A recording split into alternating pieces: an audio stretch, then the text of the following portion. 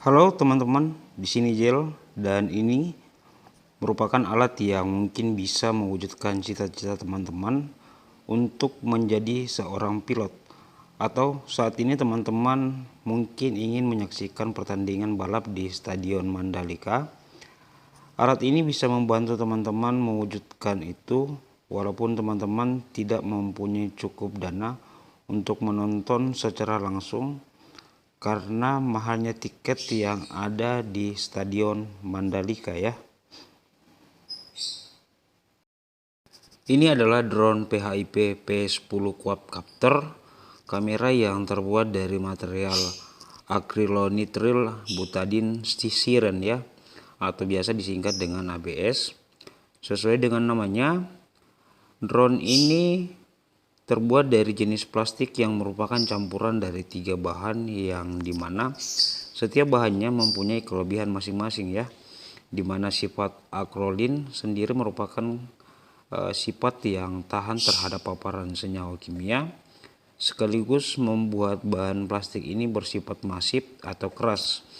Sedangkan untuk bahan butanin sendiri adalah salah satu senyawa yang mempunyai sifat fleksibel dan solid sehingga dapat memberikan unsur keuletan sehingga plastik tidak mudah hancur saat terjadi benturan. Jadi drone ini tahan terhadap benturan ya teman-teman, karena dia terbuat dari bahan plastik ABS ya. Kemudian untuk campuran yang ketiga yaitu terbuat dari bahan plastik stiren ya, yang mempunyai titik lebur yang tinggi, yang mempunyai kualitas yang cukup bagus dibanding jenis material yang lainnya ya. Iya, selain terbuat dari material plastik ABS yang tahan terhadap benturan serta tahan terhadap paparan senyawa kimia dan juga mempunyai titik lebur yang tinggi, drone ini juga dilengkapi dengan fitur kamera 4K ganda yang memungkinkan teman-teman melakukan penangkapan video dan gambar dengan kualitas high definition ya, dengan waktu terbang itu sekitar 15-20 menit per pengisian daya ya. Jadi pada saat teman-teman melakukan pengisian daya hingga full, waktu penggunaannya itu hanya 15-20 menit ya.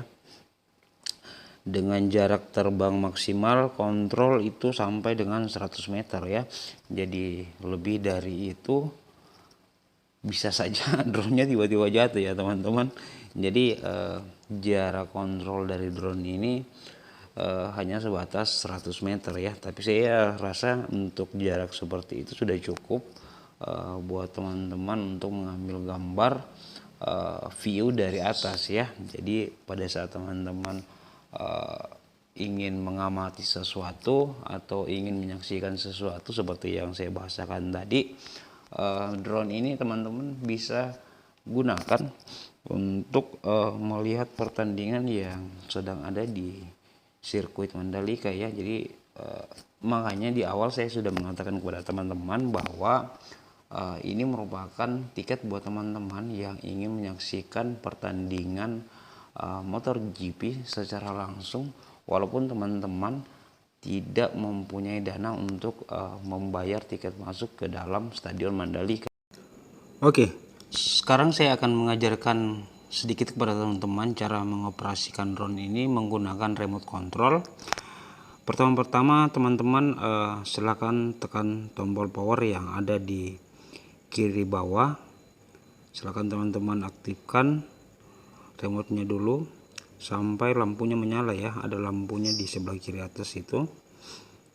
Setelah teman-teman mengaktifkan remote controlnya, kembali teman-teman harus mengaktifkan power yang ada di drone-nya ya. Tekan lama sampai lampunya menyala ya teman-teman. Ada lampu yang berada di bawah baling-baling itu menyala. Kemudian silakan teman-teman geser ke bawah luar ya, ke bawah luar kedua tombolnya sampai lampu indikator yang ada di remote-nya itu menyala dan tidak lagi berkedip ya. Setelah lampu indikatornya menyala dan sudah menandakan bahwa remote dan drone sudah terhubung, silakan teman-teman tekan tombol yang ada di sebelah kiri atas ya, sebelah kiri atas untuk mulai menerbangkan drone-nya. Sedangkan untuk kedua stick yang kiri dan yang kanan, yang kiri berfungsi untuk menaikkan dan menurunkan drone, sedangkan yang di sebelah kanan untuk menggeser ke kiri dan ke kanan. Oke, setelah teman-teman mengetahui cara mengaktifkan drone-nya, sekarang saya akan mengajarkan kepada teman-teman bagaimana caranya menggunakan drone ini dengan menggunakan aplikasi yang bisa terhubung ke HP teman-teman ya. Iya, untuk menggunakan drone ini menggunakan kontrol dengan HP, teman-teman membutuhkan sebuah aplikasi, di mana aplikasi ini hanya bisa di-download dengan menggunakan kode barcode ya. Jadi teman-teman pertama harus menginstal dulu aplikasi scan barcode untuk kita gunakan sebagai alat scanner untuk mendownload aplikasinya ya teman-teman.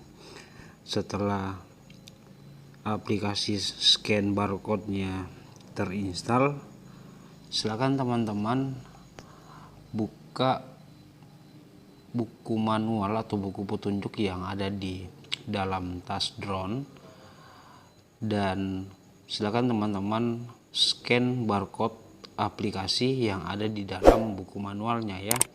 Tergantung dari HP teman-teman. Jika teman-teman menggunakan HP Apple, maka teman-teman silakan scan aplikasi barcode-nya atau scan barcode-nya yang ditujukan untuk Apple ya. Dan buat teman-teman yang menggunakan Android, silakan scan barcode-nya yang khusus untuk Android ya teman-teman. Maka secara otomatis teman-teman akan diarahkan ke sebuah link untuk mendownload aplikasinya ya. Untuk aplikasinya itu teman-teman bisa install langsung ke dalam HP teman-teman ya. Iya, setelah proses instalasi aplikasi selesai, silakan teman-teman siapkan kembali drone-nya dan aktifkan power yang ada di drone teman-teman. Setelah teman-teman mengaktifkan drone-nya, silakan buka aplikasi yang tadi teman-teman berhasil install dan download. Kemudian teman-teman silakan sambungkan WiFi yang ada di HP teman-teman dengan WiFi yang ada di drone ya. Setelah terhubung, maka secara otomatis teman-teman bisa melihat tampilan pengambilan gambar yang dilakukan oleh drone ya. Teman-teman arahkan saja kameranya seperti ini tanpa menerbangkan, teman-teman sudah bisa melihat kualitas dari kamera drone murah ini ya. Oke, untuk penggunaannya sama dengan menggunakan remote. Teman-teman cukup menarik kedua tombol yang ada di layar HP teman-teman untuk mulai mengaktifkan baling-baling drone-nya, menariknya ke bawah luar, dan secara otomatis drone akan terhubung dan sudah bisa terbang ya teman-teman. Sama dengan penggunaan remote, tombol yang ada di sebelah kiri itu untuk mengontrol naik turunnya drone, dan yang sebelah kanan untuk mengontrol ke kiri dan ke kanan ya teman-teman. Untuk penggunaan kamera pengambilan gambar, teman-teman bisa menggunakan tombol sebelah kiri untuk memutar drone-nya untuk mengambil gambar yang ada di sekelilingnya secara perlahan ya, maka secara otomatis drone akan berputar ya teman-teman. Berputar, teman-teman tinggal putar-putar aja ke kiri dan ke kanan menggunakan tombol yang ada di sebelah kiri ya. Dan untuk mengambil gambar pada layar teman-teman ada di sebelah kanan itu, teman-teman bisa mengambil foto ataupun bisa mulai merekam ya. Ada ikonnya gambar rekaman di situ, teman-teman tinggal tekan saja, maka secara otomatis drone-nya akan mulai merekam ya teman-teman. Oke, untuk drone PHIP P10 quadcopter kamera ini ada beberapa fitur yang bisa teman-teman gunakan. Salah satunya itu fitur gestur ya, gestur tangan yang teman-teman bisa gunakan untuk mengontrol drone-nya. Karena beberapa hari yang lalu saya coba untuk melakukan uji coba, karena jujur saja untuk drone ini saya baru coba untuk pelajari. Ternyata ada fitur yang bisa kita gunakan dengan sistem deteksi tangan. Dia akan coba untuk mengikuti gerakan yang kita lakukan, sehingga drone akan mengikuti gerakan tangan teman-teman ya. Ketika teman-teman sudah mengaktifkannya, teman-teman bisa menaikkan dan menurunkan drone dengan menggunakan gestur ini ya teman-teman. Oke, mungkin itu saja yang bisa saya sampaikan dan saya reviewkan buat teman-teman, karena saya juga sebenarnya masih coba untuk mempelajari drone ini.